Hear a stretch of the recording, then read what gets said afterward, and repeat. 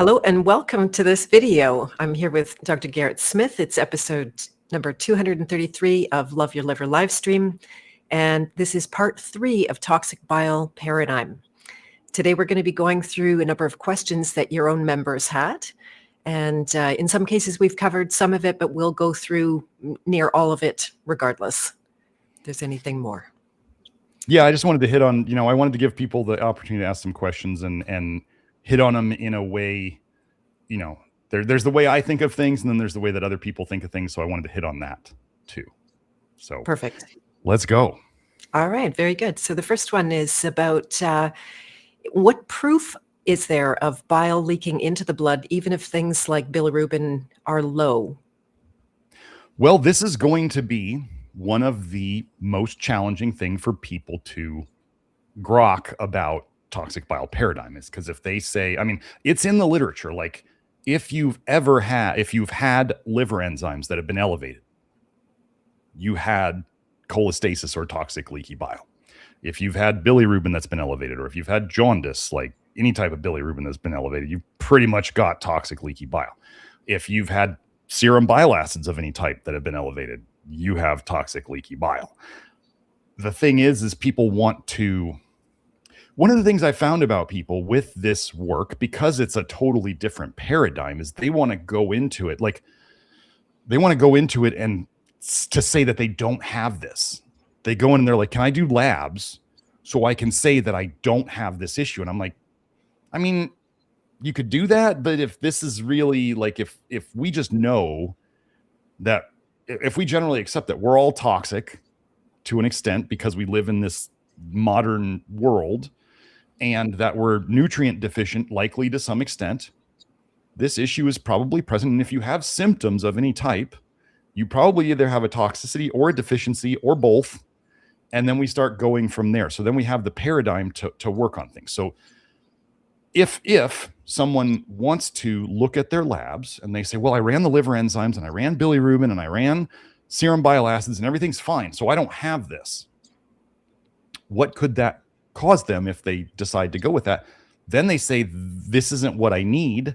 And then they just keep running around everywhere else searching for answers, when we know that like your liver is doing everything it possibly can to, you can almost think of it like, Beth, since you work with emotional stuff, your liver is doing everything it can to hide its problems. It's nice. It's like suffering to hide itself, because that's its job, like to suffer in silence for you. By the time it's screaming, kind of like, people's relationships, by the time the relationship is screaming, it's almost broken. So we can kind of look at, and remember, okay, here's another thing to remember. Modern medicine's lab reference ranges, this is why they call them reference ranges. They don't call them optimal ranges. They call them reference ranges because it's a statistical thing only. They don't care about whether you're healthy or not. This, if you haven't heard me talk about lab ranges yet, the reference range on a lab is, they are saying, okay, so here's 100% of the people who took the lab at our facilities. Okay. The statisticians and the medical experts who are doing so well at helping you be healthy, right? That's sarcasm. They have said that only the 2.5% of people at either end are out of range, high or low. So they have, by definition, statistically said that 95% of people are in the reference range. Now, doctors, most of the time, don't realize that the reference range is just a statistics. It has nothing to do with health. It's not determined by health. And so they just say, well, if you're in the 95% of people, you're okay. And then we start going, okay, well, when we look around, are 95% of the people around you healthy? Nope. Are they thriving? We know that they're not. So then we know that these lab ranges aren't very useful. If they were looking for optimal stuff, they would be trying to correlate, like they'd be looking at what symptoms do people have, and what are their lab values, and where can we start saying it looks like here is where the problem starts, and here's the low end and here's the high end. That's not what they do, though. So liver enzymes like ALT and AST, the typical things where people think their liver is a problem. Remember, all these people are out there suffering with liver stuff, in our opinion, And yet they're all told your liver enzymes are normal because you're in the reference range. So that this is where like when, and if everybody's leaking toxic bile into their system, then all the bile labs are going to be not correct. I've had, and to tell you how ludicrous the medical system is about bile is I've had pregnant women who get tested for bile and they're high out of range, and their doctors are just like, or their midwives even are just like, you're fine. It's not a problem. It's like when people have ferritin that's high and the doctor's just like, oh, you're not above 400 or 500, so you're fine. And they're even out of range. Or people who literally go to their doctor, they get a vitamin A test. Their doctor probably didn't want to run it. And they're high out of range. And the doctor's just like, okay. And it's like, what? What do these labs exist for? I mean, if somebody's out of the 95% range, why? What are we doing? Like, if doctors are just going to ignore it, like all of a sudden you're in the top 2.5%, and they're just like, yeah, it's fine, whatever. So that's where when people really want to, like, they want to, I mean, if people learn about toxic bile paradigm and they learn that this requires a lot of personal responsibility in terms of taking control of your health, well, the people who don't want to take personal responsibility are going to do everything they can to avoid being diagnosed with the problem, which means they want, if they get the labs and they say they don't have a problem, then they're just like, okay, this is not my deal. Right. So yeah, that's. Yeah, really quick example. When I was sick with cancer the second time, before I was diagnosed, I knew full well, I learned enough about my body that I was definitely in that zone again. And they tested me for months with saying, no, you're fine, you're fine, you're fine. It's like, no, I'm not. And then finally, kaboom. Yeah.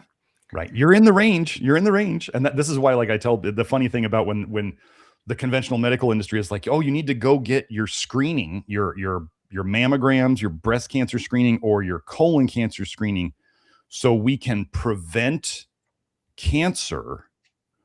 And it's like, no, you don't prevent anything. You just find it. Like, that's all you, like, you're not preventing anything. By the only time you find it is when you find it, and then it's there. And it's the gaslighting and the just delusional thoughts about like they're preventing anything by testing for it, when mammograms put x-rays into the breast and x-rays can cause cancer all by themselves. It's lunacy that people ever went along with this. And it's not lunacy that normal people went along with it. It's lunacy that the doctors went along with it. They should be smarter than this. So, yeah. Yeah. Good one. All right. So moving on to the second part of that question, any information on the spleen and adrenal glands, including adrenal fatigue, adrenaline, cortisol issues, and other organs and glands? How do they fit into the toxic bile paradigm picture? Yeah. Okay. This is a big question. Like when people come to us and they're like, I have a spleen issue, or I have adrenal fatigue, or I have my cortisol's out of whack, or my whatever organ or gland they want to come and say, I have issues here. Well, one of the things they may want to review would be your testimonial list from the last show that we did, and realize that we didn't give you a protocol or other than the little growth on your finger that we worked together on. That was a specific issue, but the normal protocol, sorry, I said that wrong. We don't do protocols. The normal approach or the principles or the framework is how we address all of it. So if people want to say, like, the thing I get a kick out of is when people say, well, how does this fit in? And how does this fit in? And how does this fit in? And I go, I didn't get here by trying to micromanage every single gland and organ. I didn't get here by doing mechanisms of every, I don't look at the cellular mechanisms. I look at the whole system. I mean, you don't want your car to like work not so great, and then you're just trying to, mechanics are going to find the part that's the problem, but what do they do first? They do an overall, like they have that computer with it, they can look at the function of the car. So they got to see the function of the whole car before they then go, okay, this part's not working, this part's not working. And then with a car, they can just replace parts. With a human, we have to get the system running better, because it's the system that negatively affects the parts. So, I worked for Dr. James Wilson, the guy, not the hair testing guy or Lawrence Wilson, Dr. James Wilson, who was a chiropractor, naturopathic doctor, and PhD. He wrote the original big book on adrenal fatigue. And I worked for him, and I was doing research for the supplements that he'd already formulated and trying to justify them as helping. And he did make a glandular supplement, which now I'm like, I don't. Anyway, but so when you give people glandulars for their adrenals, you're giving them basically hormones. So you're giving them a crutch. Oh, and they felt better on it? No way, really. But anyway, I started doing that, and then I'd say, okay, so how long does it take these people to get better? And he's like, oh, I don't know, like anywhere from a year and a half to 2 years to 3 years. And I said, do they have to keep taking this stuff forever? And he was like, yeah, pretty much. And I was like, back then I was still like, we're not fixing the adrenals. Now, one of the things in terms of like adrenal fatigue, that how it can fit into toxic bile paradigm, is that in Cushing's syndrome, so we have an epidemic of adrenal fatigue, right? Low cortisol. Okay. Well, Cushing's disease is hypercortisolism. So too much cortisol in the blood. It's an autoimmune condition. In our world, autoimmunity means toxicity. Okay. So it's an autoimmune condition where the adrenals are pumping out more cortisol than they should. Okay. In the research, there are multiple studies where they use retinoic acid, vitamin A, to shut down or slow down the adrenals making cortisol. Okay. So if we say we're saying there's an epidemic of vitamin A toxicity, and autoimmunity is toxicity and definitely tied to vitamin A toxicity in many cases. And then we have an epidemic of adrenal fatigue, and we see that vitamin A can be used to literally attack the adrenals and reduce cortisol. Then we put it together and I go, okay, so if we're working on the vitamin A toxicity, we're working on a major part of the adrenal fatigue. We don't need to like micromanage the adrenals. We get people the minerals that they need, and we get the toxins out, and we get the other nutrients in that they need. And the vitamin A toxicity becomes less, and then their adrenals can recover. So we could look at these things, individually, but I'm not interested in having a mechanism for every single organ or gland to fix it. I just want to fix it. And that's really what we've come to with this. We just address all of it at the same time by addressing the major things that ruin the system. Yeah. Yeah, fantastic. I've noticed a really big difference in my adrenals overall, which I've been healing for a long time, but much more greatly so in the last year. So a lot of relaxation has come into my system. And so just proof that it really is working. Yeah. Yeah. I mean, people can do minerals like potassium helps your adrenals a ton. And people just don't often realize it. Right. Okay. And also because as far as I understand, toxins are generally stimulants, which will tax the adrenals. Yes, they can be both. They can be stimulants or depressants. Okay. And it's really well, and they can be one or the other. The same toxin could be a stimulant in one person and a depressant in another. Like we have people with copper toxicity who, when they start having a bile dump, some of them, that's oftentimes copper toxic people are really anxious, they're tired but wired, they have trouble falling asleep initially. Okay, we have other people where when they dump, they sleep, like they have to go take a nap.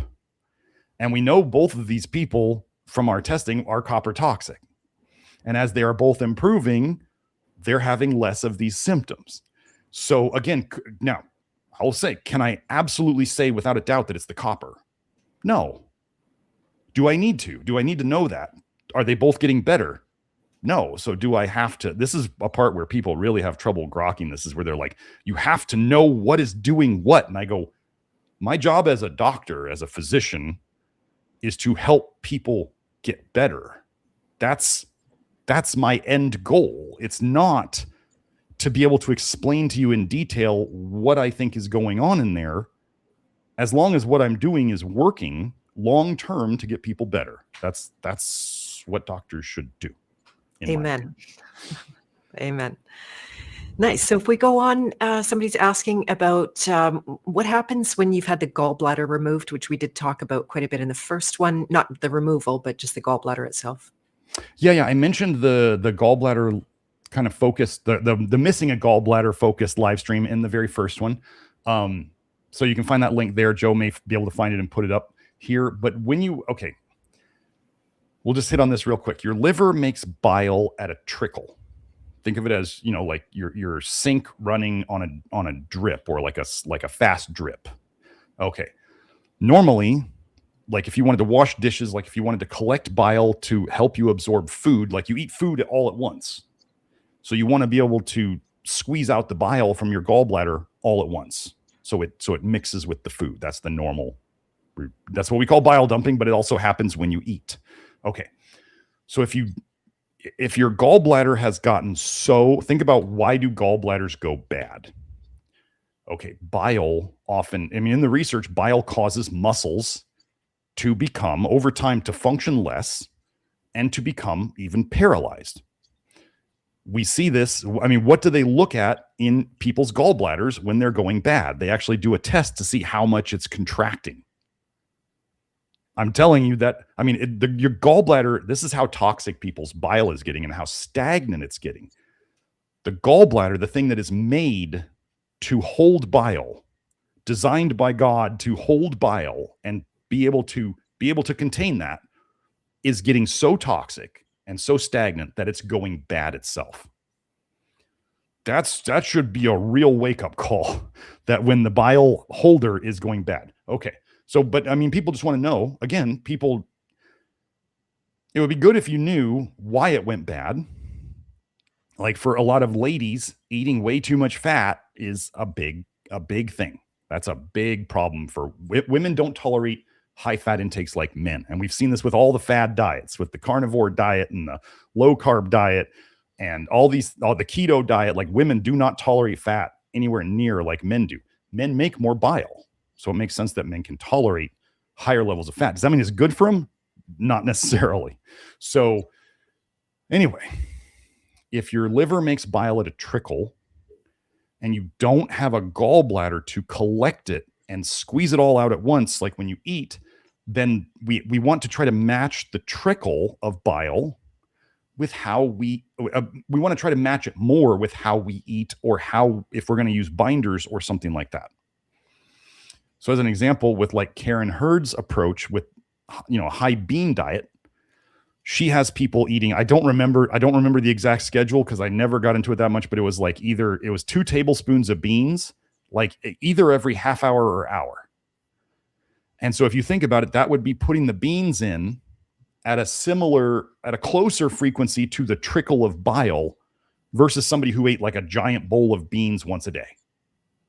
Okay, so this is how you can kind of match it. So if somebody wanted to match their bile output without a gallbladder with, like, let's say they were going to drink charcoal as a binder. Well, putting the charcoal in a bottle of water, shaking it up every time before they drink it, and then having sips through the day would match the trickle better. So, we are designed to have a gallbladder. So if we don't, like, is sucking down trickles of, charcoal all day long, or eating beans, like the idea of eating 2 tablespoons of beans every hour or every half hour a day for 8 hours a day for the rest of my life, I'm like, please don't put me in bean jail. I don't want to live there. I won't live there.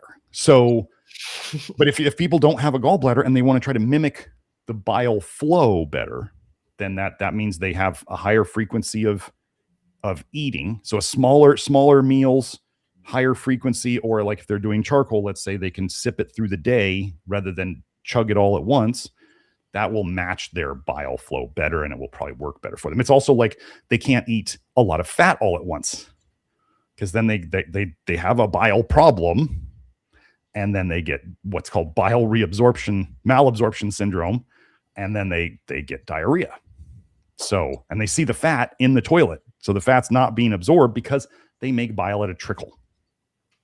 So okay, great. And is it also not true that people will regrow a gallbladder? I've heard about this. I have not done a lot of research into it, but I was told by people that it seems that in some people, at least, where the gallbladder was removed, the body will start start kind of like changing that area, like the end of the duct that goes to the gallbladder, it'll start changing that, and like it'll start growing, like it's trying to make a gallbladder again because it wants it. Like it's part of protecting you from the bile is to hold it and release it with the food. I went over that whole process in the last episode, I think. Yeah. Right. And is it true the gallbladder is also made of muscle tissue? Yeah, it's a little muscle sac. Yeah. Yeah, that's how it squeezes and contracts. Yes. Right. That's what they measure when they're testing your gallbladder, is to see how much activity they can see with the squeezing. Yeah. Oh, very good. All right. So moving along to a different question. Why does so much bile dumping seem to happen at night? And is there any way to shift this pattern? Yeah, this is a tough one. For people who want to research this, you can go look up, if you go on PubMed and you type in circadian and bile, or circadian rhythm and bile, you will find that there's a fair bit of research on this circadian rhythm of bile. Why it happens in the middle of the night for a lot of people, I think there's multiple reasons for it. Some of the things that I've seen help this, well, one would be, the biggest one is fixing blood sugar issues, like especially people who tend to, so again, we call it hypoglycemia or low blood sugar. But then again, they'll test the blood of these people when they supposedly drop, and they'll be like, your blood sugar's fine. It's not technically low. Well, what they don't understand is it's actually about the speed at which the blood sugar drops. It's not about the actual level. This is why you can have people who are diabetic and are running high blood sugars, and they drop too fast and they get low blood sugar symptoms, even though they're still high. Your body perceiving that drop is, your body goes, oh crap, it's dropping quick. Like if we don't stop this, we're going to have problems. And then as it's dropping and you're getting all the symptoms of this, then you can eat and you can arrest, you can stop it and get it to go back up. Whether people have low blood sugar or high blood sugar, if you eat and it helps your symptoms, then it's likely that your blood sugar had dropped too fast and it gave you symptoms because you couldn't maintain it. Your liver and your pancreas were not able to work together well enough to keep your blood sugar where it should be. So blood sugar by helping blood sugar, one of the things about the hydration video in the Love Your Liver program is that's a lot about, other than helping hydration practices during the day, it helps hydration practices at night. And it also helps blood sugar. One of the things I remember learning from Matt Stone and our adventures into RBTI, I don't suggest RBTI. If you hear me say it and you go and look into it and you want to do it, good luck with that. We'll see you in a while once you figure out that it's not the answer. But anyway, what we found out was that like drinking too much water dilutes the blood, right? You got to put that water somewhere. It's going to go into the blood. It dilutes the blood, it literally dilutes the blood. And then that actually reduces the concentration of the blood sugar in it. So you can theoretically also keep your blood sugar concentration a little bit higher by not over drinking water.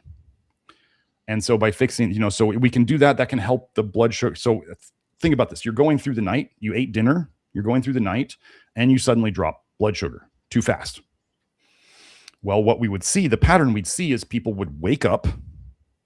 They would generally feel hot, which is heat.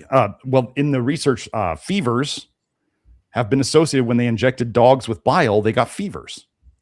So if we start thinking about hot flashes and people waking up hot at night and they don't know what it is, it's bile dump. So they get hot. They wake up and their brain is turned on. Well, what happens when your blood sugar drops too fast? You release stress hormones to bring your blood sugar back up. Well, waking up and then you can't turn your brain off thinking about something, or even you feel your heart rate going, that's stress. And that blood sugar drop, it would be considered stress. Stress causes a bile dump. And then you often have to pee.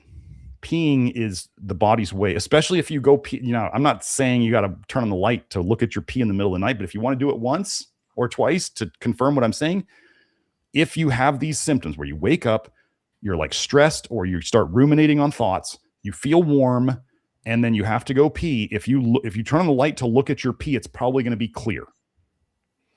Why is it going to be clear? Your body is literally trying to dump straight water to reconcentrate your blood to get your blood sugar or your blood sodium up to where it wants it. So that's like the blood sugar drop. And magnesium can help that too. Magnesium helps a lot of blood sugar stuff. Magnesium, if you were thinking about the gallbladder contraction tends to like a lot of calcium. Relaxation tends to like a lot of magnesium. So when we start giving people magnesium, they often sleep better through the night because maybe there wasn't an excess of contraction activity. We were able to balance it out with magnesium. So that's that. Then like when we had Rhonda Holman on, the airway, I forget the airway something. I forget the next word, but Joe will find that line. Yeah. So anyway, what she was saying was like, let's say you have somebody has sleep apnea or snoring or that kind of stuff, and their tongue drops back and they can't literally breathe. They're choking while they're asleep. They're self-choking. And then they wake up. Well, that's stress, isn't it? So stress can cause a bile dump. They dump bile. They wake up. They were literally, their body perceived them as being choked, potentially to death. That's what's coming if they don't wake up. So they wake up and then they're wide awake. They got stress hormones running. Their heart's racing, and then they have trouble going back to sleep. Partially, well, the bile can make both of these things hard to go back to sleep because it's just floating around your system. If it was a blood sugar drop, eating a small snack of mostly dry carbs and salt can help fix the blood sugar and the blood sodium and get you back to sleep. Anyway. Dry carbs, why? What's that? Why dry carbs? Dry carbs, because you don't, if you wake up and you pee clear and your body's literally trying to dump water because it says your blood is not concentrated enough, it's trying to concentrate it.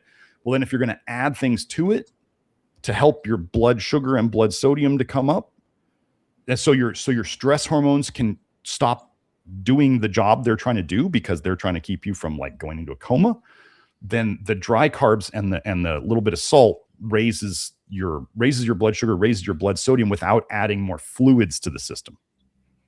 So you're not diluting it. You know, if you have like a piece of fruit, like an apple or something, that's probably not going to be too much in the way of it. But what a lot of people do to mess up their sleep is they go, and the first thing they do when they wake up is drink a bunch of water. Yes. Yeah.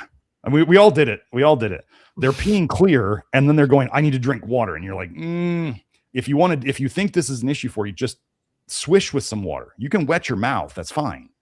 Don't drink a whole glass of water and then wonder why you're sitting there awake all night. You know, that's because you just diluted your blood sugar more. So anyway, but the thing that Rhonda was saying was, if your body perceived that when it goes to sleep, at some point it's going to start choking to death, your body will not want to go back to sleep, even though mentally you're like, I don't know what happened because you weren't awake, but your body says, I don't like this. I don't want to go there again.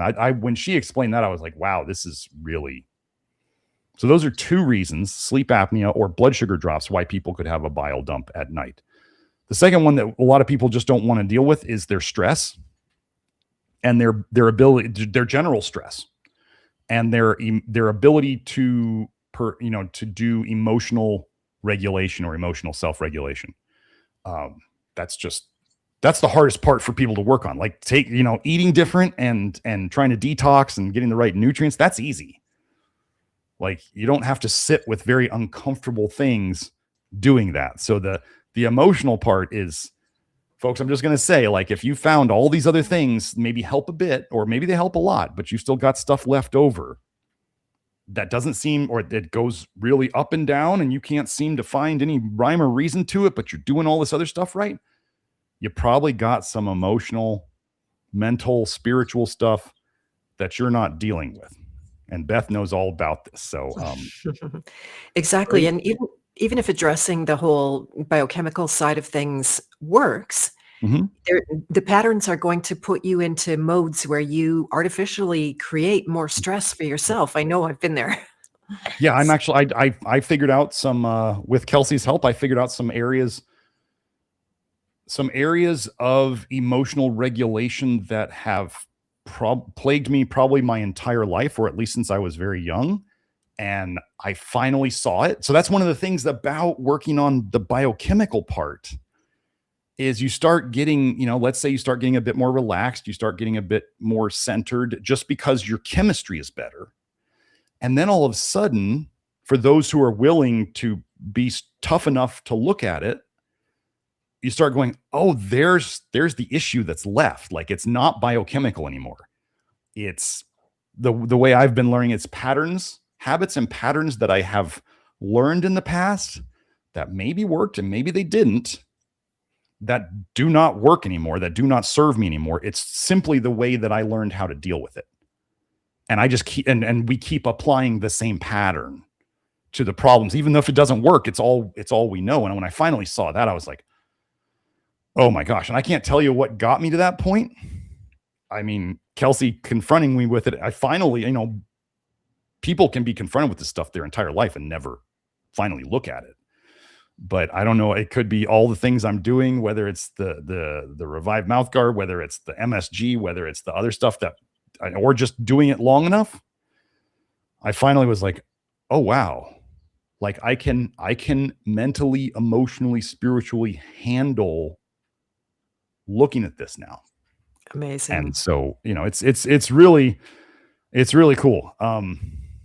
So yeah, so that's dealing with the stress, folks. Like, we're going to have more stuff in the Love Your Liver network soon to help people with this. And it's probably going to involve Beth. That's the plan. So yeah, folks, if nobody's perfect, and the longer you avoid dealing with your own stuff, the longer it tortures you, and it doesn't get better on its own. You have to literally stop and realize, you know, admit you have a problem, and then do the 180, you know, do the work to do the 180. So you got it. Yeah, I'll just quickly say that the buffalo know to run into the storm rather than away from it, because that's the fastest way through. So way to be a good example for your people. That's amazing.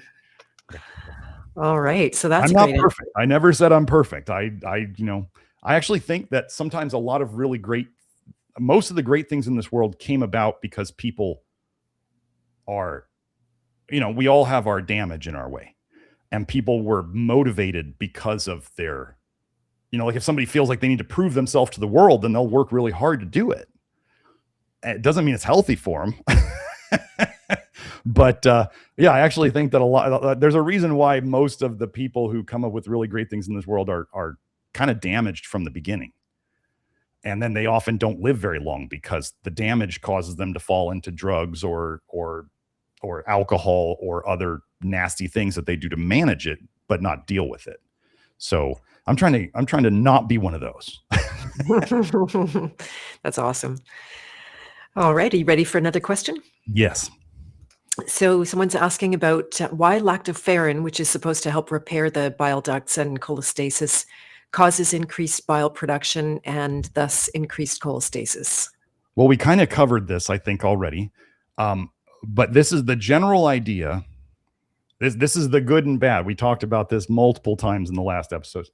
The good and bad of lactoferrin is, I mean, we make lactoferrin. You know, the scary thing is they're trying to make like a CRISPR, you know, the genetic modification stuff. They're trying to make human lactoferrin basically in the lab and then give it to you and be like, this is the best lactoferrin you can get. And I'm like, I'm going to pass. I'm going to pass. What we have found in the research was that the very cells that make lactoferrin in our bodies, the epithelial cells, and I believe, trying to remember, I think it was the lymphocytes. Trying to remember which immune cell it was off the top of my head, but those cells, there are two very specific types of cells that make most of our lactoferrin in the body. Those are two of the very specific cells that are damaged by vitamin A toxicity. So then we go, okay, so we have potentially a lactoferrin issue, because lactoferrin does help repair the bile ducts. It does, what was the other thing they were saying? By help with cholestasis, and then it also it increases ALDH, aldehyde dehydrogenase, the main detox enzyme. So what happens over time is, as this is one of the harder things for people to understand, but it completely fits into the paradigm of, we don't want to push detox too hard, and we also want to fix the damage. So lactoferrin, by increasing the bile dumping, So it's like a scale. It's like a balance. So you can increase your detox, and you can, by increasing the speed of your ability to detox, you will make more bile. Well, people are here and sick because they already have bile leaks. So if you are increasing your bile dumping or the toxicity of your bile by pushing things too hard, and you already have leaks, then you're just pushing more. Like if your sink was leaking through the faucet and you turn it on more, it's going to leak more. Right? So we can push things too hard where it's then leaking more water, it's leaking more bile. So we're trying to figure out with the lactoferrin, this is why those very specific instructions that I give, and I'm like, don't be a hero with this. Don't jump in with one pill and then go, then some of the mistakes that other people made in the low vitamin A world of getting mad at lactoferrin because they couldn't read instructions or be careful with things. They took too much. They were still, they're still, especially in the beginning, very sick and very leaky, if we want to put it that way. And they go and they take this like turbocharging thing that made them dump too much, and they're still leaking too much, and they're just still too toxic. Part of the way I figured out that lactoferrin does this is when I made it, right? So I had access to all I wanted. At some point I started taking 2 a day because I thought, let me just try to push this. Let me see if it helps things go any faster, because I do these self experiments for people so I can figure out what helps. I had the absolute worst allergies, seasonal allergies, for 6 straight months. And I could not figure out what it is. I do a lot of detoxing through my sinuses. That's one of my main routes. And I was like, what is going on with my seasonal allergies? Like I thought we were kind of past this, and I started taking 2 and it just pushed it. And then after about 6 months, I think this was partially when a client told me about her experience with lactoferrin and how she was kind of getting sick often, which is a detox, right? And she cut out the lactoferrin, or she took it way down in dose, and all of a sudden that went away. And she told Julie this, and Julie did the same thing. And then Julie had not been, I think she'd been having like getting sick a little bit for a couple months. She stopped it, and that slowly went away. And I went, oh, I wonder if that's my issue. Because the hardest thing to figure out about this lactoferrin creep, or the lactoferrin cold, I call it, was that it comes on so slowly. It's not like you take a pill and then the next day you feel bad. Although that could happen. Most of the time, especially if people start slow, it creeps up as they creep up in dose, and it comes on so slow that it's really hard to nail down that this is what did it. That's the hardest thing about vitamin A toxicity. It comes on over decades.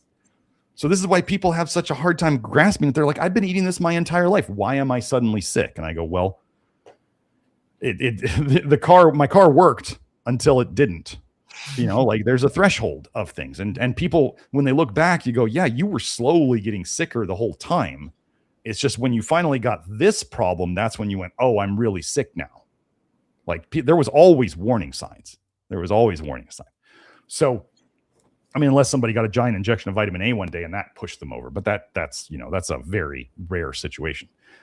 Anyway, so lactoferrin is it's really, really potent in terms of doing what it does. So we have to be very, very respectful of that potency. Like strong medicine, the word strong medicine, I mean, I wouldn't call lactoferrin a medicine, but it's strong.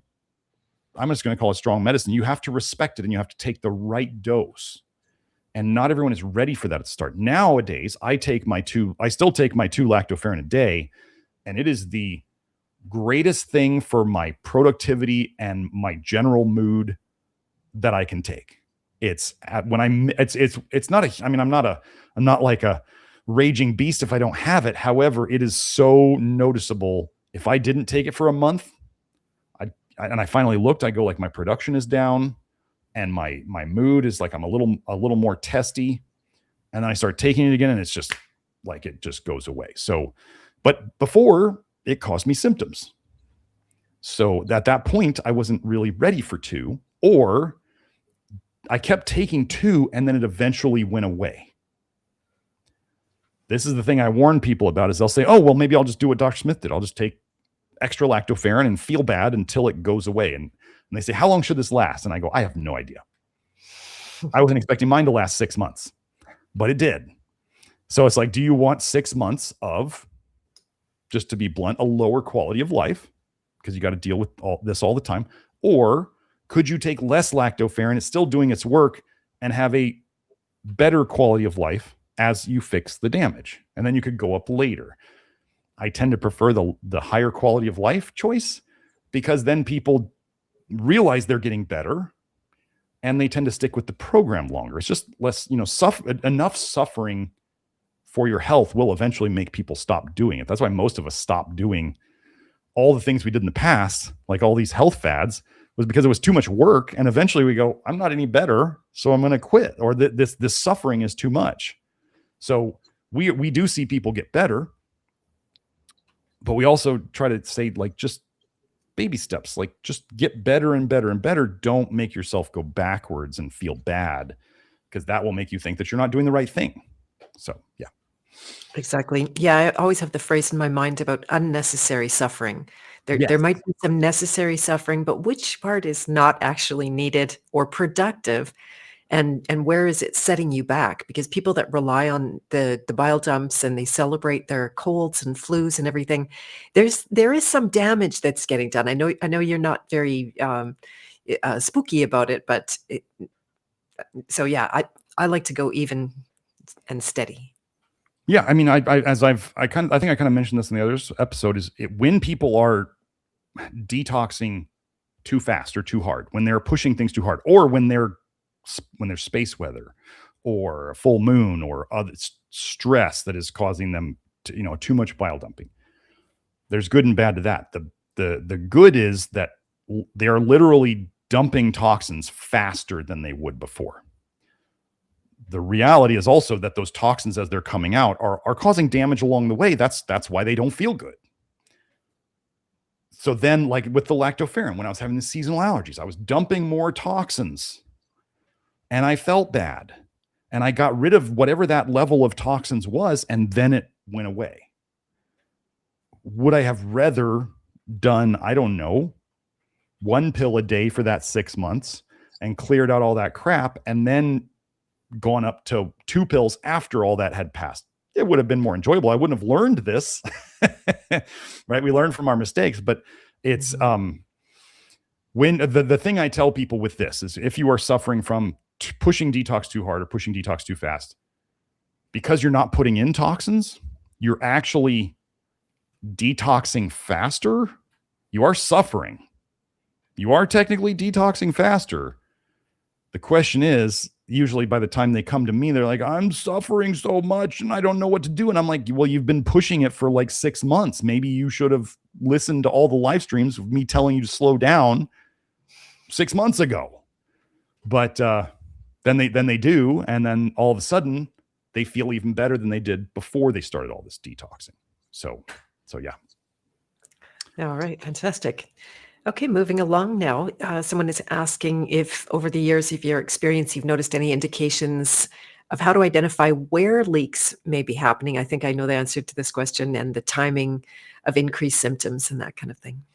I guess we could kind of tell. I'm okay. So can we tell where the leaks are happening in the liver itself, like intrahepatic cholestasis versus extrahepatic? Again, this doesn't help fix the issue at all. It does, knowing where this is where people want the mechanisms, and I'm like, it doesn't change anything we do. Simply doesn't change anything. Your body does the repair, and there's no way to make you repair the intrahepatic leaks versus the extrahepatic leaks any faster. Although some of the leaks, I'll say that we could probably identify. If you have a lot of symptoms of so-called leaky gut, you're leaking there. If you have stomach ulcers, you're leaking there. If you have Barrett's esophagus, a really bad situation from GERD, basically, and obviously typically alcohol consumption, you're leaking there. So anything in the digestive system where you have issues, like somebody who's got like irritable bowel with diarrhea or colitis, you're definitely leaking in your guts. Like if you have issues along the gastrointestinal tract, the digestive system, that's probably where you know you're leaking.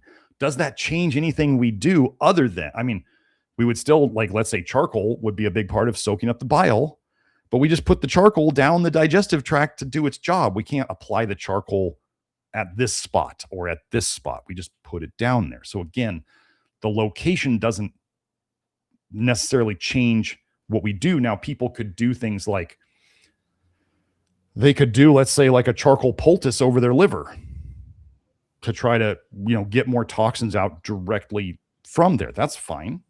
But that's still, the benefit will show systemically. It may show locally first, like in a small of that area, but it's going to eventually show systemically as well. So we can do focused things for focused areas, but the problem is still systemic. And that's how we'll get all the other issues gone, is by dealing with the systemic part. So, yeah. Right. Okay, very good. All right, the next question is, they're asking for a metaphor, came to the right guy, about the body being a city and bile in the liver essentially serving as the trash collection system. Yeah. I kind of went over this. I think I did a couple of analogies of this in the last episode where I think I tried to use something like this, the city is all the body, and then the landfill is the bile. And I mean, the landfill, if it just sits there, right? I mean, I remember my environmental medicine doctor in naturopathic medical school, he was the detox expert. He would be like, I said, I'm moving to this one area of town. Is there anything I should look for, like around it? And he said, old landfills underground, because he's like, that is getting into the water supply. Kind of like as I learned when my parents, my dad passed soon after that, but my mom was living on a house on a golf course. There's literally research showing that pesticides in houses around golf courses are in the water supply. So it's, even though they say that the pipes are patent, right? There's stuff leaking into the water system. And the levels of cancer in people who live around golf courses is outrageous, because they're literally drinking it and bathing it. And I would watch my mom's Parkinson's-like disease symptoms get worse the days they sprayed there too. So they have it in the air, in the water. It's like all to have this green grass, looking like the TV. So, but yeah, if you got to empty out the landfill, I mean, that's the problem. Is the idea of a landfill is they're just going to leave it there and bury it. So then that area is just like a toxin pit. Kind of like the sewage processing plant analogy that we do, which is where once the sewage processing plant, they can get good stuff back out of it. They can get reclaimed water that can be used, but they have to get rid of the concentrated toxic stuff that they took out of it. Or else it'll build up inside the sewage processing plant, and then it will eventually leak. Or like when you hear about nuclear waste leaking, or being, the truck having an accident on the way somewhere, and then all of a sudden they're leaking it everywhere. So the garbage needs to be escorted out as safely as possible. That's our saying. It's a poison on the way in, and it's a poison on the way out. Because when it comes out, if like the detoxing too fast, pushing detox too hard, those toxins are coming out and they cause damage on their way out. They are still toxic. So yeah, we can do all the analogies in the world. It's really just like, this is one of the hard parts that people have, is like when they think the liver just makes toxins poof disappear. Well, they also don't realize that when toxins come out, if they come out too fast and you can't protect yourself with them through like having proper nutrients like zinc, then they cause more damage on the way out. So yeah. Good. Thank you for that. The next person is asking about how the kidneys and skin play into toxic bile paradigm. We have been through this, but if you want to address it either again or from any new angles, then yeah. So, well, this gets into the idea of a bile recipe or a bile composition. There's part of that to it. Why does it cause issues in the kidneys? Okay, so remember, we talk about the liver is the workhorse. The liver is the one that will suffer for everybody else. Okay. And it can take the hits for a very, very long time. But however, when things start leaking along the way, however they started leaking, like whichever weak point in the system started leaking, whether that's leaky gut or the stomach or the intrahepatic, extrahepatic, again, it doesn't matter. The toxic bile and extra toxins are getting into the blood. Well, then where is the second line of defense against toxins in our body? And what deals with water-soluble toxins? So one of the jobs of the liver is to turn certain fat-soluble toxins into water-soluble toxins. So then they can go into the blood and be excreted by the kidneys. So what if you're sending extra toxic bile into the blood along with the toxins that the liver processes and sends into the blood because now they're water-soluble? Well, then they hit the kidneys. And this is a big symptom for a lot of people who come to us is they say, I have a really, really stiff lower back. And we believe that is referred pain from the kidneys. So the kidneys are working too dang hard. And they may see it on their labs. Like I think labs I did years ago, I had a slightly high creatinine and I wasn't taking just barely high, but it was out of range. Okay. And I know especially along the way, I've had major patterns of lower back stiffness. And when I would have what I considered a bile dump, my lower back would get extra stiff. So that's, and I've always had people who go into Chinese medicine, right? I had kidney qi deficiency kidney yin deficiency, I think it was. Okay. So Chinese medicine says I have a kidney issue. The labs say I have a little bit of a kidney issue and I had the low back stiffness. So we believe that that's a sign that the kidneys are taking more punishment than they need to. When we look at Grant Genereux's trio of symptoms, when he finally figured out what the issue was, I mean, he had jaundice, he had chronic kidney disease where he was basically heading towards dialysis. And then he had the jaundice was the liver, right? He had the kidney disease and then he had eczema. So he was overloaded on all three detox pathways, all three of the major detox pathways. So the kidneys are kind of the second one, the second layer of defense. The skin is the third. It's funny when I see people talk about on the internet, they're like, your skin is your largest organ of detoxification. And I'm like, you do not want to be thinking of your skin. I mean, does your skin detox all the time? Yes. You don't want it to be detoxing because the more toxins that come out of your skin, the more skin issues you're going to have. And as we see in the Love Your Liver program, as people do this, some of the first things that respond. So think about it. Liver is first layer, kidney second layer, skin is the third layer. Well, what that means is that as we reduce the toxicity in the body and we improve the nutrient status, the first thing that should resolve would be the skin. It's the most superficial, but it's also the last line of defense. So we want to reel it back in, and it would theoretically skin first, then kidneys, then liver. It doesn't always happen like that for any means, but it's kind of a noted like healing order in alternative medicine. So women, let's say jaundice, right? Some people get jaundice when they have liver issues. Okay, so their skin is literally turning yellow, but they may not have itching. We know they have a liver problem. We know they have toxic bile leaking, but they don't have itching. One of the most common symptoms of cholestasis of pregnancy is terrible itching. But these women are not necessarily turning jaundiced. So the recipe of the bile that is leaking into the system and which toxins are in it and how much of each particular toxin is what causes the symptom. We've seen in people on the program, especially when they get aggravated, like they have a bile dump, where I call it the crawly itchies, and a lot of people have had these, and probably a lot of people who don't do the program have had these lately, where you'll be, let's say, in bed, and you always feel things more in bed, or you hear like if you have tinnitus, you'll hear it more at night. If you have itching, you'll feel it more at night because there's nothing else to distract you, right? You're in the dark, you're laying there, you got nothing else to do, and you hyper focus on these things. Well, the crawly itchies, I call them, is like where you get a little itch somewhere and it's not bad, but it will not go away until you scratch it, and you scratch it a little bit and it goes away. And then a couple seconds later, it shows up somewhere else. And then you itch that and it goes away. And it eventually goes away because the bile dump dissipates. But for whatever reason, they get that symptom. I've had it. How do I know about it? I came up with the term crawly itchies because I used to have it. And that's just like, okay. So as another thing about the bile composition thing, I've never really had, well, actually I had psoriasis. Sorry.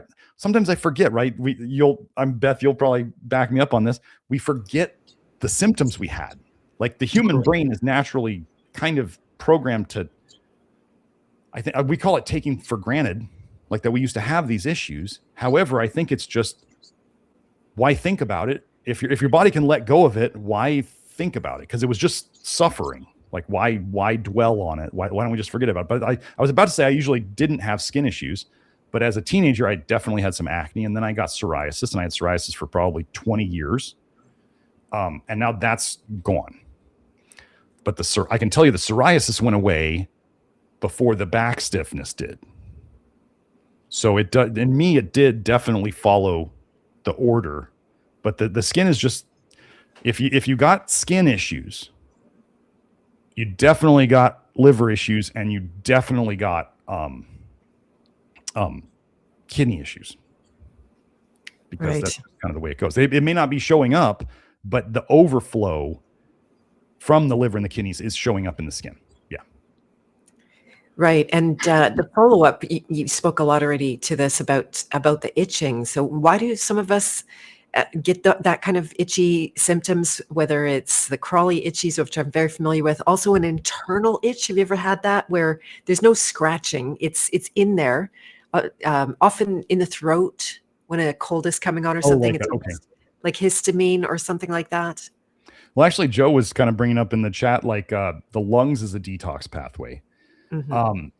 The internal itching, like, I mean, in terms of, again, people want to know a mechanism of it. Well, what we can see in pregnancy is the theory of why pregnancy has so much pruritus, which is itching, is because the liver can't keep up on detoxing. I believe they said it was progesterone sulfate. Funny that it's a sulfur compound, but the liver cannot keep up on detoxing the massive amount of progesterone sulfate that's floating around.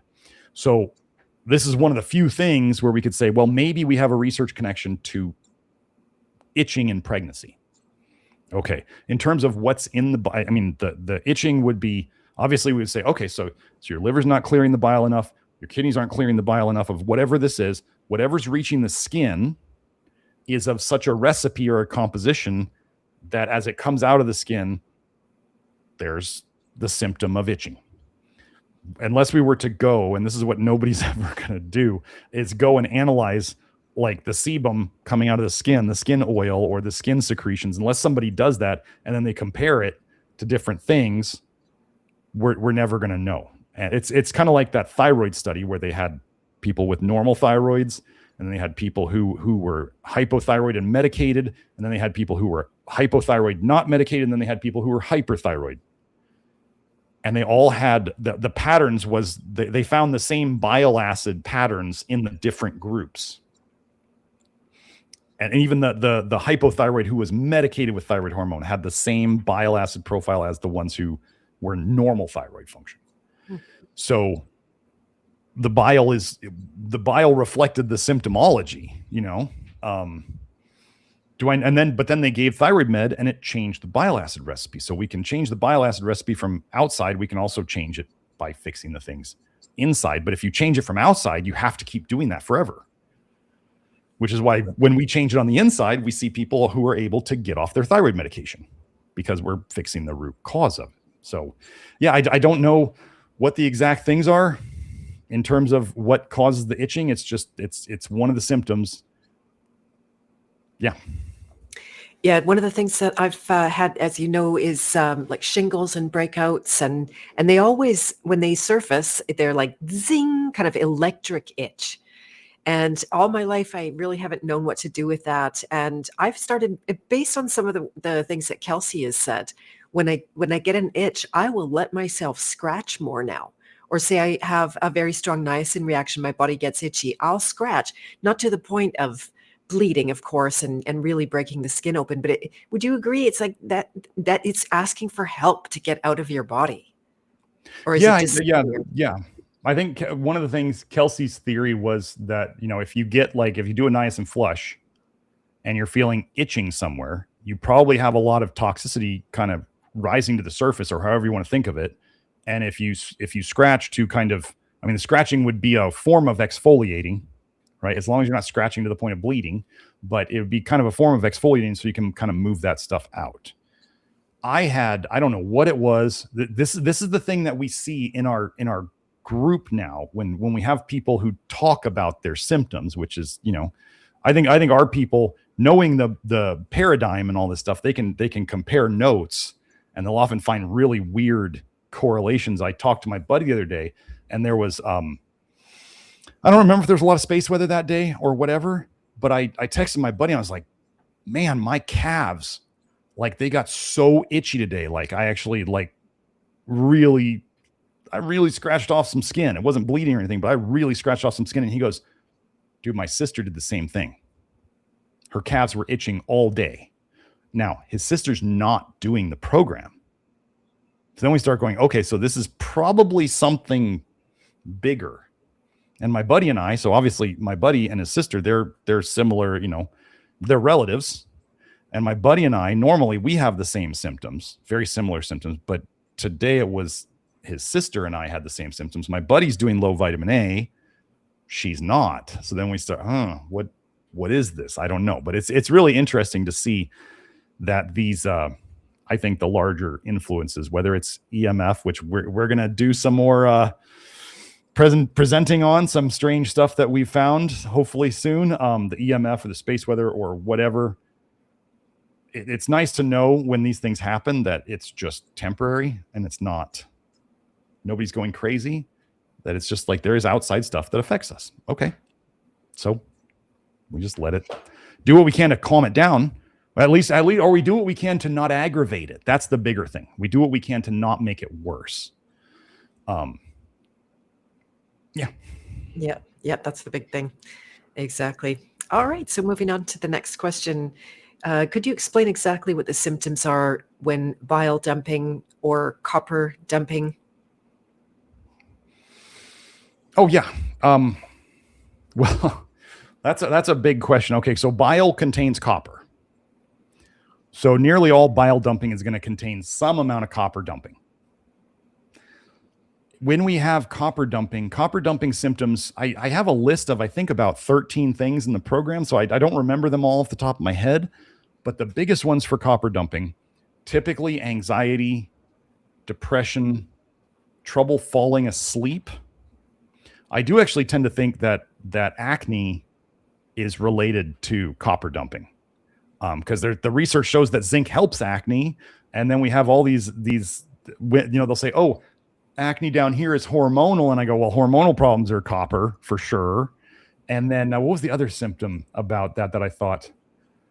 Oh, chocolate being known as like an urban legend cause of acne. And I'm like, copper, folks, if you're eating chocolate, like, you are ODing on copper on the daily. Like, it's one of the biggest problems. And remember, toxic things tend to be addictive. Or addictive things are almost always toxins. I should say it that way.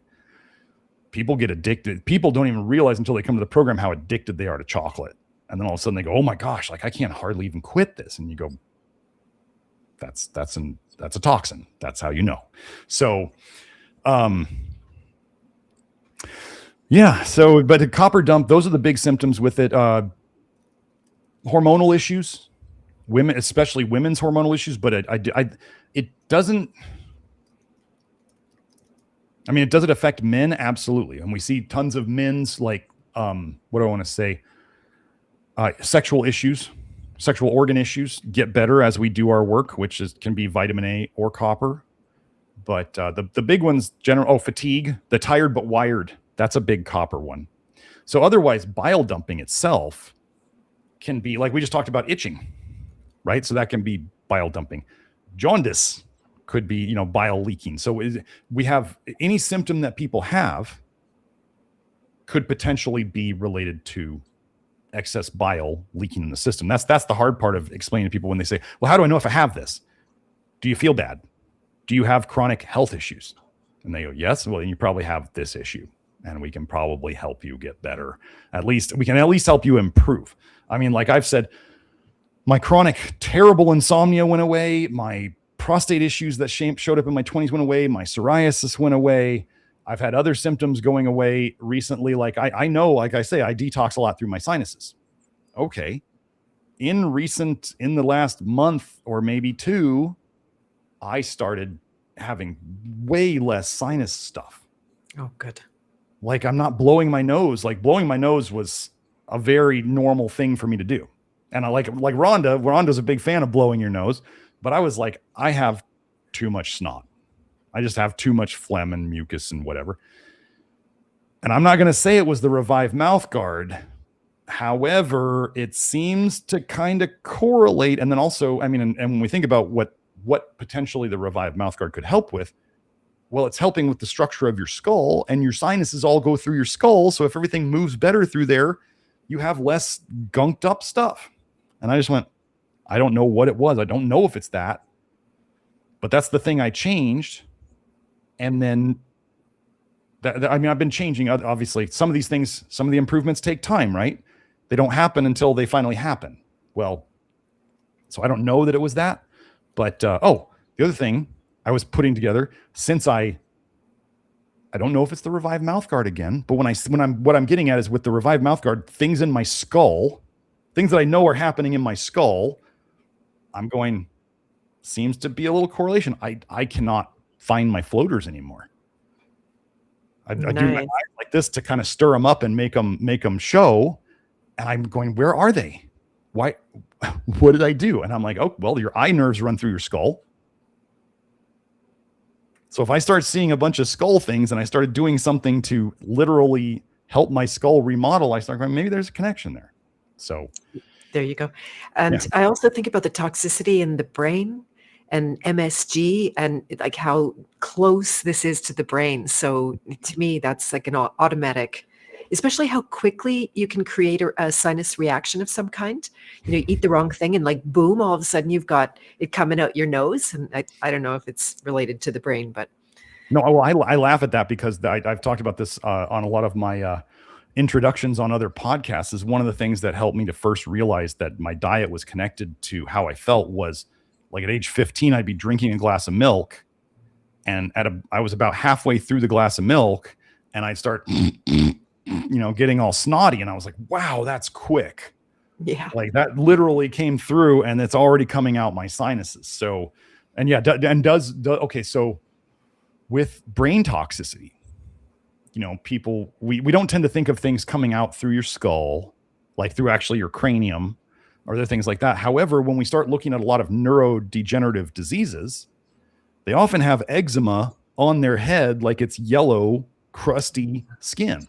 Yeah. We're going, it's yellow and it's crusty, and they have brain problems, and it's coming out through the top of their head.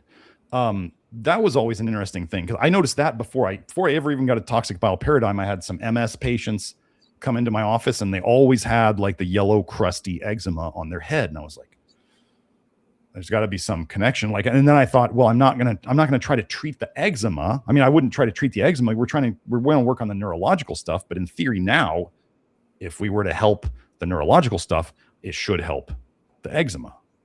So yeah, a lot of skin issues are yellow. There's a reason for that.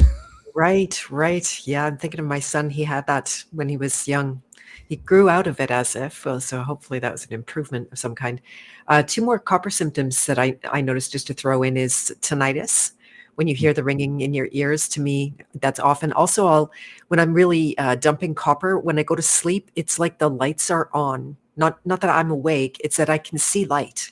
There's something that, like, copper is very reflective. So also jaw clenching, that's so greatly reduced for me. Yeah. I was talking to my buddy recently about, like, we're going to talk about the EMF stuff soon, but I was talking to my buddy, and I said this first. I said, I had some BO today, and it literally, I think it smells metallic. And my buddy said, I have the same thing. He said, I think it's copper. And I was like, I could be. Like, I don't know the smell of copper as it comes out of your skin. I just could say it smells metallic.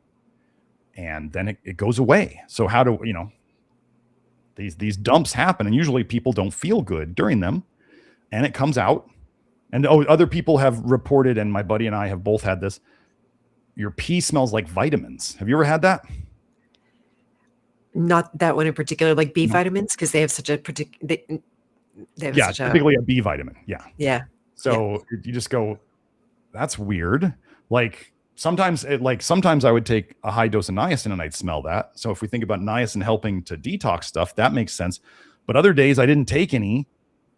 And then all of a sudden I'm smelling this vitamin P, but it doesn't happen every day. So if it was coming from something I was taking, it should happen every day. This is not happening every day. And especially happens when we know there's like big cycles of space weather or other stuff happening that is affecting multiple people. So we just see these really interesting patterns in stuff. And I mean, people might theorize what it is. And I just go, we're generally seeing people get better. So we must be moving in the right direction overall. So. Yes, indeed. All right. So somebody's asking about the portal vein and our nerve function and how toxic bile paradigm affects the same. They're confused also with the role this plays with hernias and other structural health issues.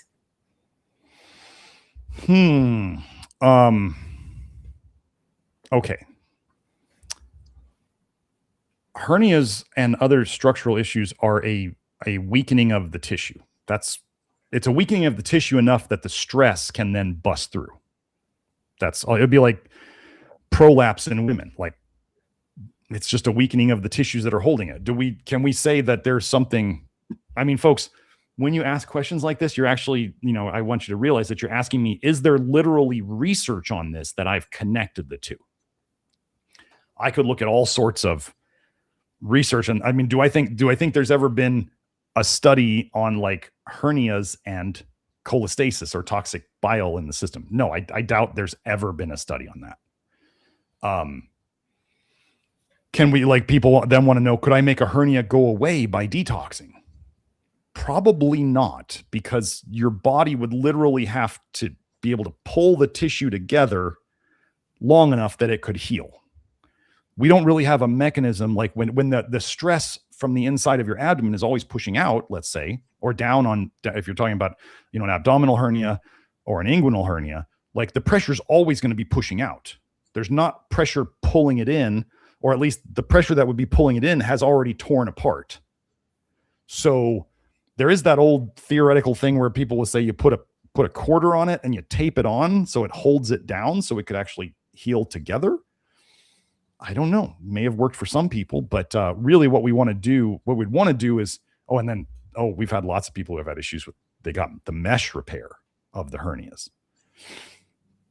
If they're putting something from out, exogenous stuff from outside your body in there, you got to assume your body's going to react against it and you're going to have issues. The less foreign stuff you can ever put in your system permanently, the better off you're going to be. That's just the way it is. And I don't have avenues out of that for everything. There's not always second options. Sometimes you only have one option. What else were we talking about? Other structural issues or the portal vein and nerve function. The portal vein and nerve function. I don't really understand the question there. Maybe we should have checked into that one. But you want to think of the portal vein itself is really, it's taking all the little blood vessels and their blood flow from the intestine, the stuff that you're absorbing for better or worse. So it's like a catch system. And it's bringing stuff to the liver. So the portal vein is like the freeway, right? So you have all these little side streets of blood vessels leading to the portal vein, and the portal vein goes to the liver. How the portal vein itself would connect to neuropathy, I have no idea. Like that itself. We're dealing with somebody I know has neuropathy, and it seems to be getting worse. This is not somebody I'm working with yet. They're getting neuropathy, it's getting worse, and all of a sudden they have atrial fib.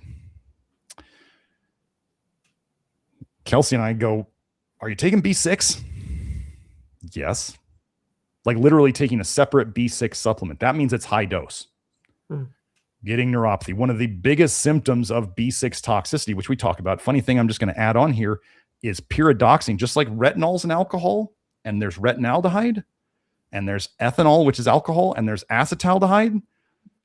B6, pyridoxine, if you look it up, is an alcohol, and pyridoxal 5-phosphate, pyridoxaldehyde 5-phosphate is an aldehyde. And B6 accumulates in the nerve endings, especially the supplemental stuff. And I do believe that there are certain, I don't think any studies would have ever been done on this, but I do believe that certain medications slow down the B6 detox pathway. And this can be why side effects of certain meds could, the neuropathy that comes from certain meds could very well be not necessarily the med itself, but what the med does to slow down the B6 detox pathway, and then they accumulate the B6 in their nerves, and that's the cause of their problem. So yeah, neuropathy, neuropathy is a I'm going to say it's either a deficiency of the body's ability to repair the myelin sheath, or it's a toxicity that is literally damaging the myelin sheath out there. And it tends to start furthest away from the center, because that's where the blood flows worse. That's where you can pull out toxins the least. And that's also where it's harder to get nutrients to. So hardest to get nutrients to is like the hands and the feet. So that's about what I got on that. Right. Interesting quick aside. My grandma was always diagnosed, or not diagnosed, but prescribed, which it's not real for a vitamin, but given B6. And if she didn't take the B6, her feet would burn. Like right up until her last days, she needed to keep taking it. And I'm assuming now, based on what you said, it's because it was depressing her detox of it. See, that's an interesting thing. But when you think about it, like if people, let's say, have a caffeine addiction, right? If they keep drinking their caffeine, they feel normal. If they don't get their caffeine, they get withdrawals. So the same thing with, like, let's say we have an alcohol and an aldehyde, and she takes it and she doesn't have neuropathy, but she gets neuropathy if she doesn't take it. That's like literally drug withdrawal. So that's another sign that it can be a toxin. So I mean, people get addicted to things because of the tolerance, where they need more and more, and the withdrawal. Those are the two classic symptoms of a drug or a drug-like effect. So yeah, that's always one of the interesting things. And then people would say, well, she obviously needs B6. And we're like, the B6 is continuing it. Like, right? If you want to quit caffeine, you're going to go through some suck. Like, there's going to be the withdrawal of the stimulant. And so you're going to feel tired and you're going to feel grumpy and all this. It's normal. People expect it. Right. But if somebody's taking a vitamin and they stop that, like, nobody needs a massive mega dose of B6 a day to prevent neuropathy. However, you could become addicted to a mega dose of it and cause a neuropathy along the way. So, yeah. Yeah, it sounds like it explains it. All right, moving on here. So how do different shifts, I've heard you talk about shift work, affect the liver and the bile? We've already talked circadian rhythm. Do you want to say what people in shift work are facing maybe differently? Well, when I'm going to talk about shift work, I'm going to be, I mean, first of all, even, what was it? Is it the CDC I think it's the CDC has classified shift work as a carcinogen. So they literally say working the graveyard shift or working overnight increases your risk of cancer significantly enough that they labeled it a carcinogen. Okay, so what's that? What does that mean? What is it doing? Well, one of the things we could know about shift work generally, I mean, the things we see, this is not everybody who is a shift worker, but they generally don't eat really well, right? It's just, most people know late at night eating is usually garbage eating. We tend to want garbage in the middle of the night. True. So there's that. Then there would be people who are doing shift work are sleeping during the day, which means they're getting like absolutely no sunlight. And people who are working shift work are probably not the type to go and get a sun lamp or a tanning bed or anything like that. So they're getting none of the detox from the sun and the oxidation of that process. humans, okay. There's a big thing nowadays about like when people are supposed to go to sleep. Like you see them on these ads that I'm not on Instagram anymore for scrolling, but I used to see them where they're like, figure out what time of day you're supposed to go to bed and you'll feel so much better. Human design is to be asleep in the dark period of the day.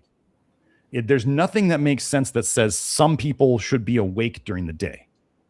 It's like when people were kids, like I talk about how we break things, and then all of a sudden we think that when we're an adult, this is the way I am, right? So we have, like, as kids, let's say, I'm going to do another example first. As kids, you could eat carbs, you could eat sugar, and maybe it didn't bother you at all. Like maybe up through your teenage years, you could just eat whatever you wanted, and you didn't have problems.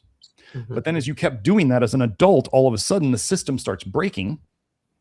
And then, or you do like a low carb diet or a keto diet or a all muscle meat carnivore diet for long enough. And then you go, I can't even eat carbs anymore. Like I can't even eat an apple without having a giant reaction. Okay. You broke the system, whether that was from abuse of various types. It's the system used to tolerate it, and now it doesn't. Okay. If everybody as a kid is pretty much, sleeping at night and awake during the day, and at some point, often, let's say during their teenage years or their 20 years, when they may be poisoning themselves with drugs or alcohol or other things, and all of a sudden they become a night person, they broke something. It's not a judgment. It's just literally going, okay, this is not natural. This is not normal. Like people shouldn't be angry all the time. They probably weren't angry all the time at some point in their life. And then eventually they got angry all the time. Is that what they learned, or is that what they did biochemically? Is it both? We don't know. But what I'm saying is that people who work, like if shift work has been classified as a carcinogen, and I'm going to guess that the people who would tend to pick shift work are night people. And they're already toxic, and they've already broken their circadian system. So then we have like a self-selected group of probably already toxic people with habits that weren't great for them. I mean, there's people who did it because they had to. I'm not saying that everybody chose it. However, I'm like, Kelsey and I have a joke that we call it pumpkining, which is like when I get tired around 8 or 9 or 9:30, like I become like useless. I'm just like, I just need to go to bed. I'm done. And so like, that's my system just being like, it's sleepy time now. And there's no more good questions that you can ask. It's over. So that's me. Like I joked that I used to want to be, when I was a little kid, I wanted to be a Navy SEAL, right? I read books about Navy SEALs, and I was obsessed with sharks and all this stuff. And I wanted to be that. And when I started reading as I got older, and I read more about Hell Week and other stuff where they literally would sleep, I don't know, 10 or 20 hours in an entire week. And I looked at how I was, and I was like, when I pumpkin, I'm done. Like I would have never made it. I just went, okay, I can't do that. There's nothing that could make me stay awake that much. Whereas other people can do it, and they can take that abuse. So the cycle thing, like I do think there's a thing to, remember, okay, there's a thing to your cortisol rhythm.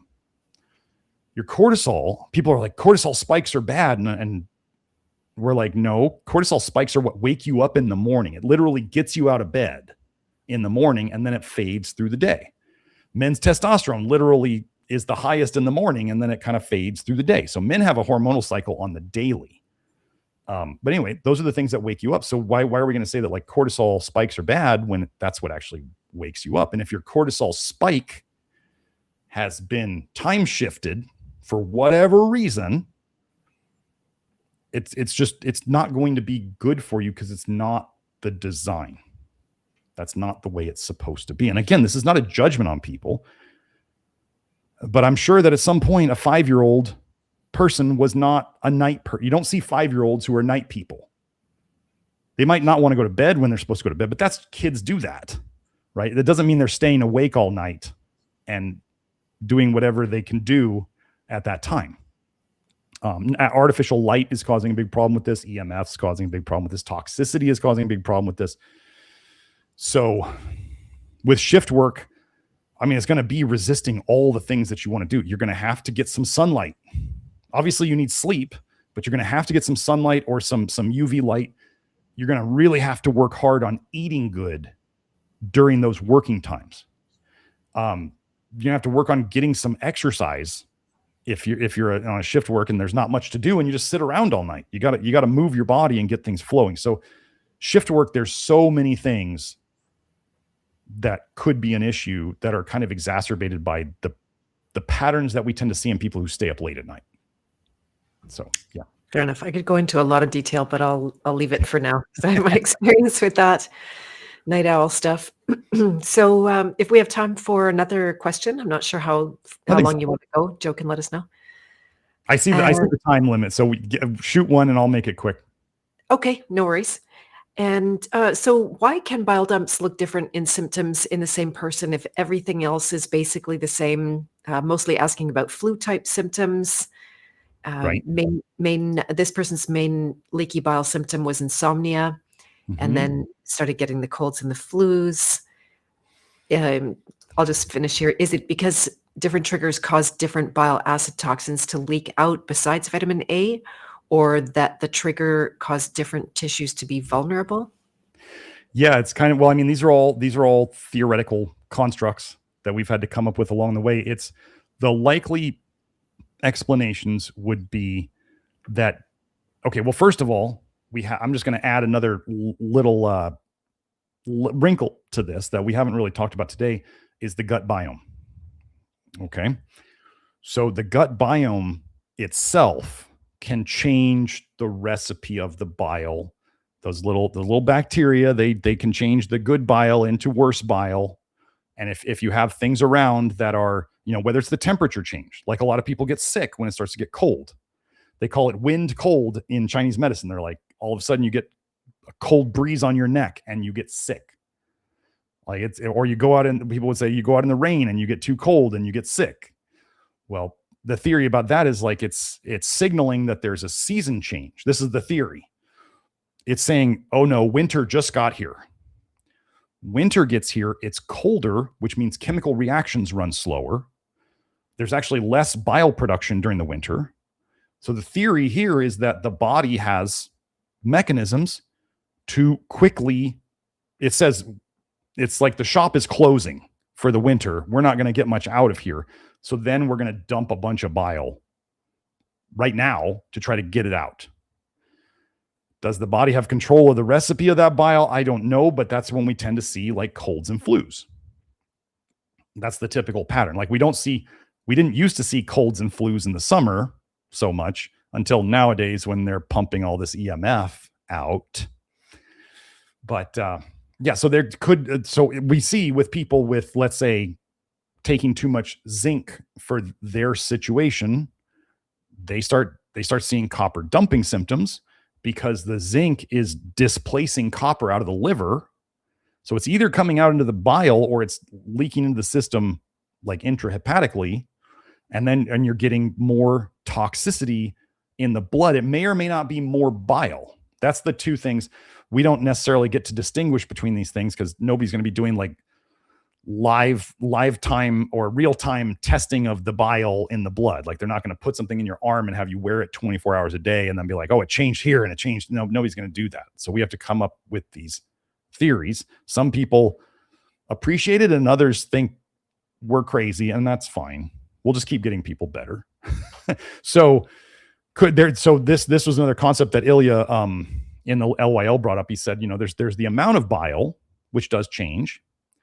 But then there's the toxicity of the bile that potentially could come out, like when we see the zinc displacing copper. And then there's the change in the biome, where the biome itself can change the bile that comes back up to the liver, or that can leak into the system. So with like the normal bile, like I had my normal bile dump symptoms for a long time. It was that stiff back. I'd wake up all stuffy. I would often, when I woke up, I'd often get like a tingle in my nose.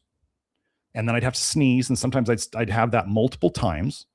I'd often have a looser bowel movement in the morning, but that's like the buildup from the night, right? The looser bowel movement was the bile that dumped finally coming out.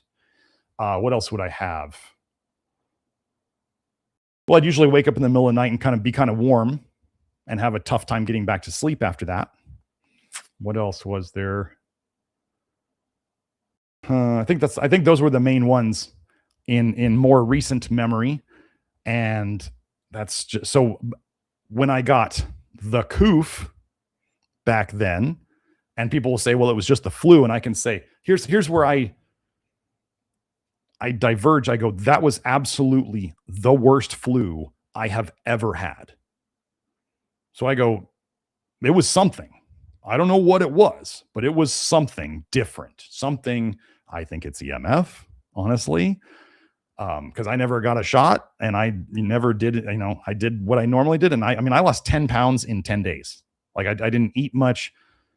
The body aches were outrageous. The nausea at the end was outrageous. I was like, that was where I started going when people say the coof doesn't exist. And that's where I started going, something existed. I don't know what it was, but this was different than anything I've ever had. So was that a bile dump? Well, in the EMF episode, I go over how EMF can literally dump bile. And they can literally mimic retinoic acid with different EMF frequencies in a cellular study. They could literally induce the effects of retinoic acid in a cellular study. So if they can mimic vitamin A in your system with frequencies, then who knows what else they could do. So yeah, it's really just, if you can figure out what your bile, generally whenever you think you're dumping toxins or bile, one of the things you can do, the one of the things that we know tends to be the most helpful while also being the least aggravating is binders like charcoal or like our zeolite with a Y. If you know the right doses of those and you know what you're comfortable with and you're willing to experiment when let's say when you get a flu or the cold, you don't want to push your detox, right? So binders tend to be something that can grab onto the toxins. Whereas taking more of, let's say, zinc might push you into more copper detox and you don't feel good. Normal people tend to do well with zinc when they're sick because they're already so zinc deficient. But our people getting zinc regularly, they could push into too much should they decide to. So yeah, it's know your normal bile dump symptoms, because there's people who do the program, they absolutely start recognizing it. We all know them, and they do change over time. And then like a cold or a flu in the beginning is just, I can tell you that colds and flus, like there's the three groups of people. There's the people who are really unwell, really toxic, who never get sick because their body is so sick. They're always sick, right? They're just so sick. They never mount the defense. They never mount the detox dump because they're leaking toxicity into their system all the time. That's why they're sick. Then we have the people on the other side who are really, really less toxic, doing quite well, who don't get sick either. I am now in this group. I have 2 kids going to school and being around other kids all the time and coming home, and I don't get sick anymore. And then there's the people in the middle, especially people if they're coming from the never got sick because they were too sick side. They're coming over kind of this like bell curve, and they will start getting more sick. They will get more colds and flus because their body is finally mounting this detox of all the crap that was in them. Okay. And then as they go down the other side, then they will start getting less and less colds and flus until they don't get it anymore. So that you can think about that as like the ability of the body. Like, as I've talked about before, when people are really, really sick and really, really toxic, they make less bile overall. However, the bile is more toxic and concentrated because they make less. So they just collect more toxicity in it. And that's what's causing them to be so sick. As they start getting less toxic bile and they're able to detox faster and they're able to make more bile, then we start seeing them getting the colds and flus. And then over time, as their bile gets less and less toxic, they can make more, which they do. However, it's less and less toxic and it's staying in the loop that it's supposed to. Then they don't get sick, even when there's like attacks on their system from the outside, they're not going to eat as many holes and slip as far back into it as somebody else would who's not as well. So that's that. The good news is you stop getting sick after a while of doing this. Oh, did you get muted? I can't hear you. Yeah, Oh, sorry. Okay. Yeah, a friend of mine that I turned on to your work, he texted me one day and he said, I think we're going to be the last ones standing.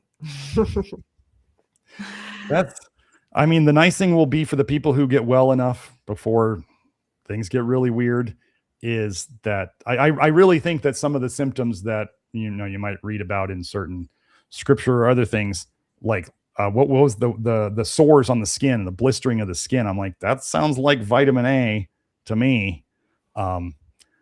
So if people have a problem, that we should, hopefully we'll see less of it because there's just less to stir up to cause these bile dump symptoms. And the other thing that we know about is we literally know that these things come and go. The thing I feel bad about for other people is when their health just starts going downhill and they start thinking, I'm doing the same things I've always been doing. Why is this happening? And they start like losing their minds a little bit because they can't figure it out. And we're going, oh, it's just a little cycle. It'll just come and go. And it's not as bad for us because we've been detoxing. So there's not as much to stir up. So yeah. Nice. That's exactly what I noticed. Things still come up and still happen, but it just comes up and it's not that big a deal, and then it resolves quickly. So yeah, really nice.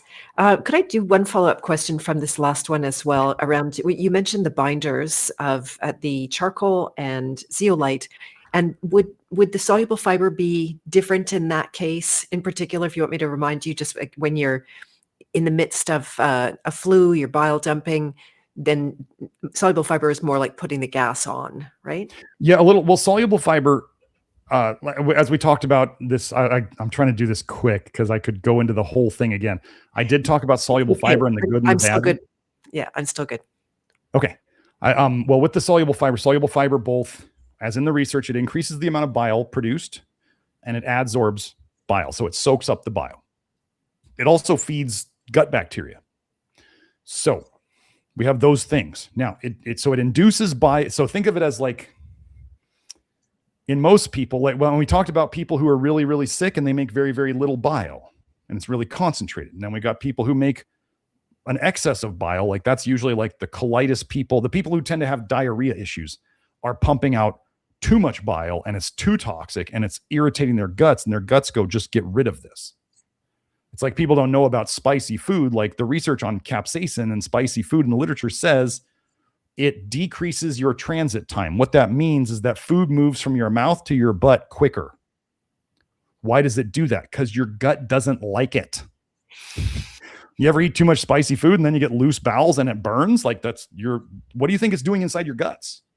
It's literally burning your guts, but you can't feel it until it's at the rear exit. So that's the bile is the same way. The bile, if it's toxic enough, you will poop it out quick, like diarrhea. If you don't have enough bile, you don't poop well. So when you put in the soluble fiber, depending upon the type of person it is, and as you've been saying like women make less bile than men. Men make more bile, but what you've been talking about and you've been noticing, and I think, I think I remember noticing this when I was seeing more people and talking to more people, was that women definitely have, we all know this, women have more of a constipation issue. Women make less bile.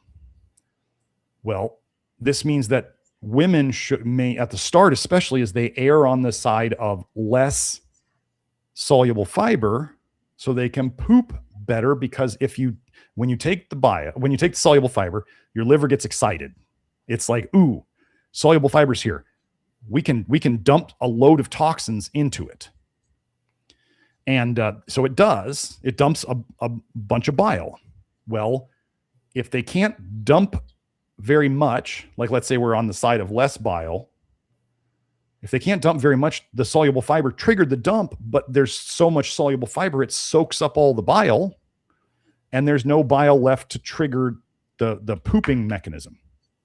And so they can actually this is why some research shows that soluble fiber makes people more constipated. Okay, there's other research that says soluble fiber helps people poop better. Okay, so those people, let's say they make plenty of bile, or for whatever, whether they make an excess or whether they just make enough, but they eat soluble fiber and it triggers a bile dump, and they have enough bile coming out that the soluble fiber they ate doesn't adsorb it all. So there's still enough left to trigger the muscles to release. I mean, to the muscles to do the pooping mechanism. So that's where it can be both. So if somebody during a flu or a cold, I mean, so how could somebody induce a flu or a cold by just taking too much soluble fiber all at once and went way more than they're used to, and then they get a dump? It would probably be their typical bile dump symptoms, but it could look like a flu to somebody. So we have this thing of like, during some of the things that can increase bile production the most would be, if people are not regulating it, would be soluble fiber. So generally when people are detoxing too hard, or even if they're saying my pooping is getting worse, like chill out on the soluble fiber because you're pushing things too hard. We talked about lactoferrin earlier. Lactoferrin can really pump the bile. And so if you I'll go into this. Flush niacin can also speed up detox and therefore increase bile production. So one of the things that I tell people as some of the first things to do if they are dumping too hard or too fast would be, one, go back to the soluble fiber dose that was working for you before. Two would be, if you're on lactoferrin or flush niacin, cut your dose in half. And then if that doesn't help within a couple of days, you can cut your dose in half again. So you're down to a quarter of a dose. And wait for it to pass. Don't go on none. Cut it down in half or cut it down another half. And then let the storm pass. And then you could consider going back up, unless you thought one of those things you were doing too much of that caused the whole issue in the first place. So yeah, that's the soluble fiber story. So we have people who tell us that they really don't like to do soluble fiber. You've been finding that, you have, in the start, you did better with more. And as over time, you're finding that you like less. And we have some people who come to us and they're like, the greatest thing you ever did was tell me to eat soluble fiber. I poop 3 times a day now, and it's amazing. And this is the confusion. The people out there who they love fiber and they've got their narrative of they're going to push high fiber and they're going to find all the research that shows that high fiber is amazing. And then you got the people out there who are like the carnivores who are like, fiber is the devil.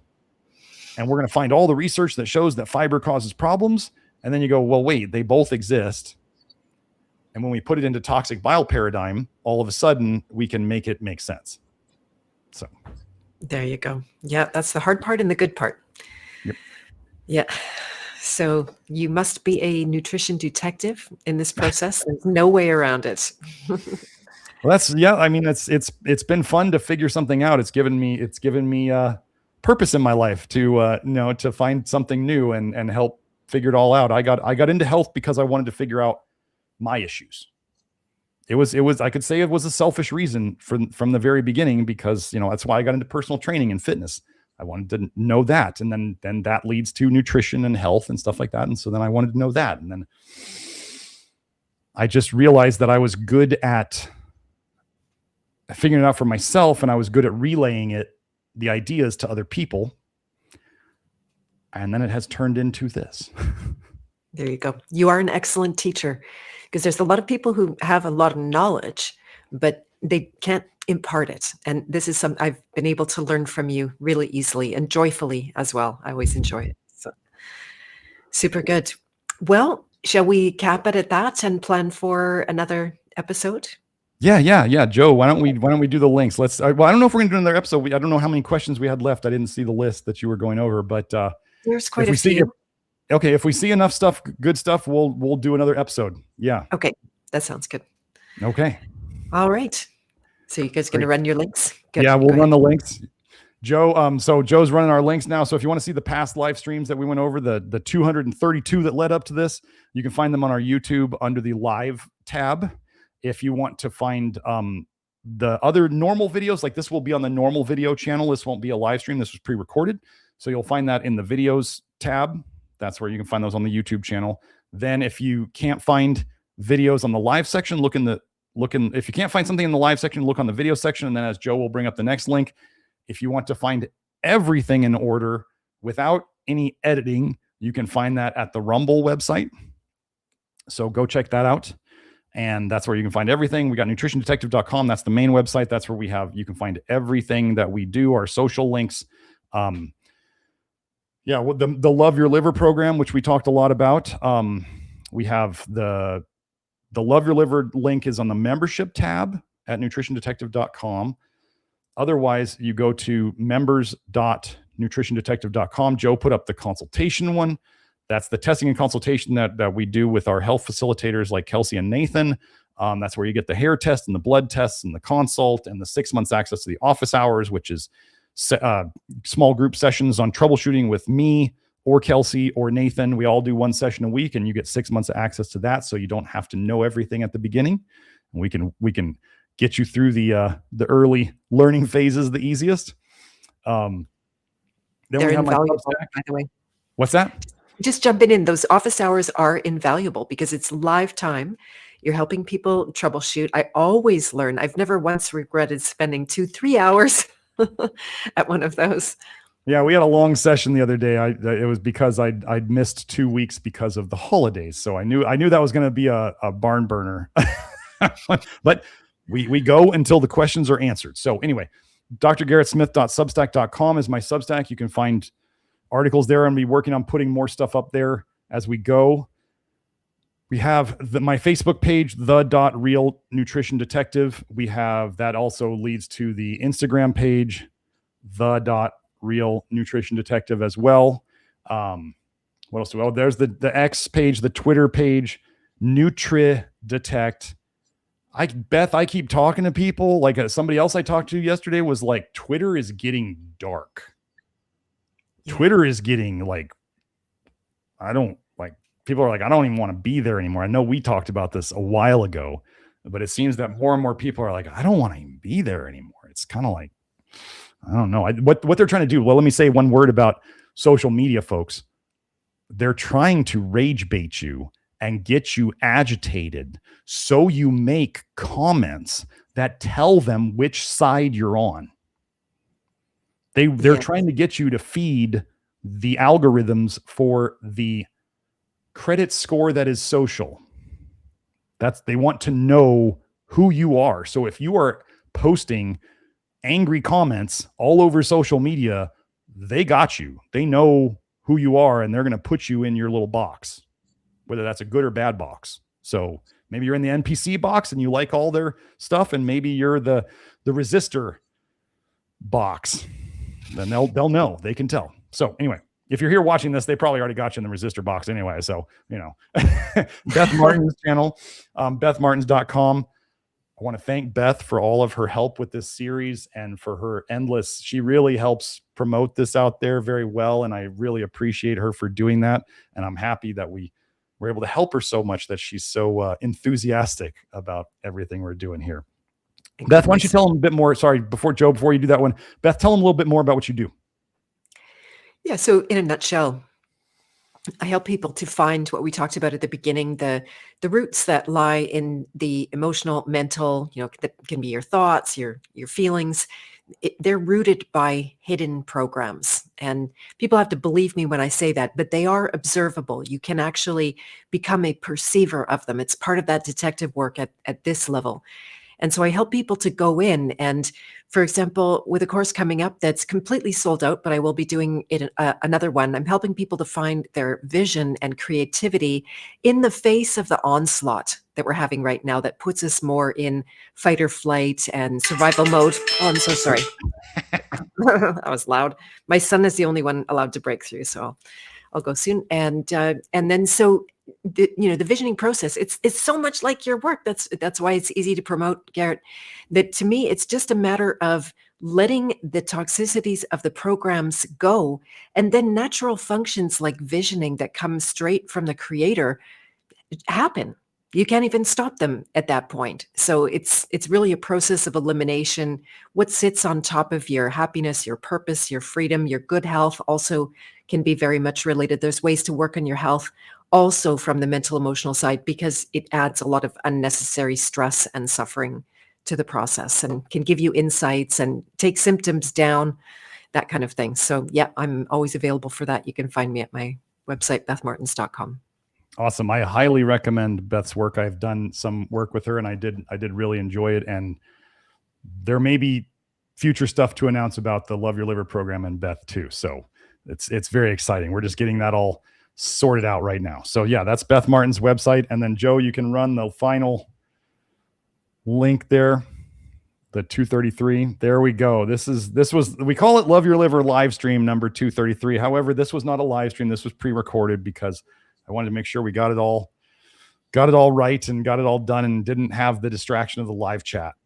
I love you guys and the live chat, because I want to address the live chat when it's there. I didn't want to have that distracting me from this. So that's why we did this all pre-recorded. So anyway, this is the third part of the Toxic Bile Paradigm updates with Beth Martens. Thanks again, Beth, for joining us. And thank you. We will see you all next week. Okay. Bye for now.